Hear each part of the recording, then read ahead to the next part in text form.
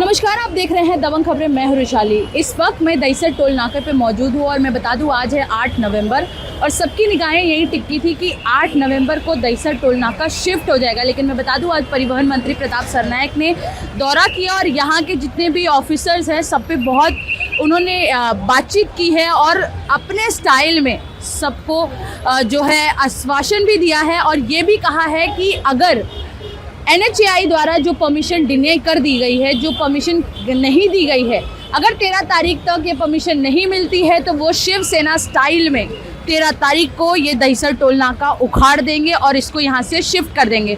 अगर आप मेरे पीछे देखेंगे तो ऑलमोस्ट जो है दहीसर चेक नाका का जो होर्डिंग्स वगैरह है वो ऑलमोस्ट यहाँ से निकल चुका है।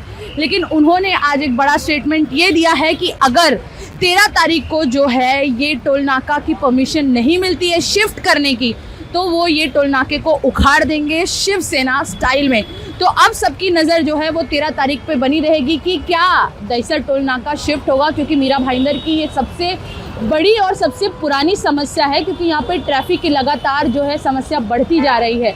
आइए देखते हैं इसी संदर्भ में परिवहन मंत्री प्रताप सरनायक ने क्या कहा। ये मीरा भाईंदर शहर के जो बॉर्डर है उस पे ये दहीसर का टोल नाका है और हमारे उप मुख्यमंत्री आदरणीय एकनाथ शिंदे साहब ने 2 महीने पहले बैठक ली थी और बैठक लेके MSRTC को आदेश दिया कि ये टोल नाका यहाँ से हटना चाहिए, क्योंकि दहीसर और भाईंदर वालों को ये टोल नाके की वजह से बहुत तकलीफ होती थी। आधा घंटा 1-1 घंटा ये ट्रैफिक जाम की समस्या होती थी। अभी मैंने कम से कम 7वीं बार यहाँ पे विजिट किया है और विजिट करके होने के बाद 8 तारीख डेडलाइन दी थी उन्होंने कि 8 तारीख तक हम टोल नाका ये शिफ्ट करेंगे, मगर आधा ही काम उनका हो गया, पूरा काम बाकी है। अभी उन्होंने आखिरी के 4 दिन मांगे हैं। 13 तारीख तक पूरा का पूरा ये टोल नाका यहाँ से हटेगा ऐसा उन्होंने कहा है। तो हम टेम्पररी तौर पे आगे ये टोल नाका शिफ्ट कर रहे हैं, मगर परमानेंट टोल नाका वर्सोवा ब्रिज के आगे आज उसकी भी हम जानकारी ले रहे हैं कि कहाँ पे MSRTC को टोल नाका चाहिए।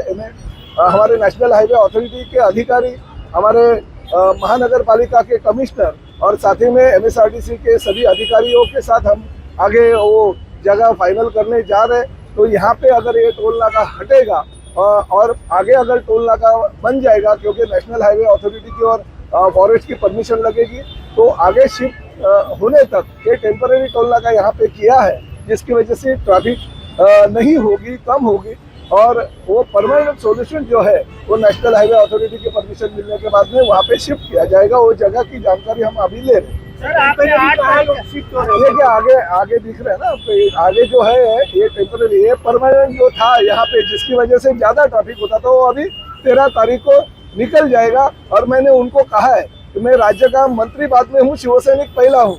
अगर हमारे शहर के लोगों को हम अगर सुविधा देने के लिए अगर कुछ निर्णय लेते हैं और वो निर्णय के अगर ठेकेदार लोग अगर वो निर्णय का आदर नहीं करते हैं तो मंत्री मैं बाद में हूँ, पहला शिवसैनिक हूँ। मैं 13 तारीख को अगर टोल नाका यहाँ से नहीं शिफ्ट हो गया तो मैं रास्ते पे उतर के आगे का टोल नाका और आगे करने की कोशिश करूँगा, उखाड़ दूंगा, ऐसा भी उनको मैंने कहा है। सर, आपने 8 तारीख की डेडलाइन है, लेकिन वो डेडलाइन मानी नहीं गई। अब 13 तारीख की डेडलाइन दे रहे, क्या देखिए अभी देखिए इतने साल मीरा भाईंदर शहर के जनता ने ये दुख सोचा है। अभी इतने साल दुख अगर सहन करने के बाद में अगर 4 दिन का और वक्त अगर मिलता है तो मेरे ख्याल से कुछ बुरा नहीं है। और ऐसा भी नहीं है कि उन्होंने कुछ भी काम किया नहीं।